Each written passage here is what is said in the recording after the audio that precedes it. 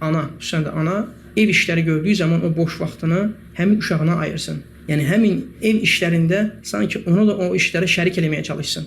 Xırda bir şeylər olsa belə. Çünki insanın təbiəti elədir ki, deyir, insan nəfsi elədir ki, insan nəfsi daim asiliyi sevir. Ya sən onu itaətlə məşğul edəcəksən, ya da ki, o asiliyə yönələcək. Bu böyüklərə aiddir. Kiçiklərdə də elədir ki, onun bədəndə rəğbət var, istək var, enerji var. O enerjini harasa boşaltmalıdır. Əgər faydalı bir şey yönəltməsən o uşaqsan, o faydasız şeylərdə o enerjisini tükətəcək. Buna görə valideyn evdə olduğu zaman ev işlərini görsə də belə, yenə də uşağına nəzarət eləməlidir və elə bir şeylərə yönəltməlidir ki, uşaq o enerjini fayda verən şeylərdə tükətsin. Belə halda uşağı tərbiyə etməyə kömək edən şeylərdən birisi də qohum-əqrabanları ziyarət etmək, dost-tanışı ziyarət etmək, qonşuları ziyarət etmək, onların uşaqları ilə uşaq oynasın, onlardan faydalansın, əylənsin, enerjisini əməli salih uşaqların yanında tükətməyə çalışsın. Şübhəsiz ki, burada da insan getdiyi yerdə seçməlidir, baxmalıdır, görməlidir. Yəni getdiyi ailə də şübhəsiz ki, doğru düzgün tərbiyə verən bir ailə olsun.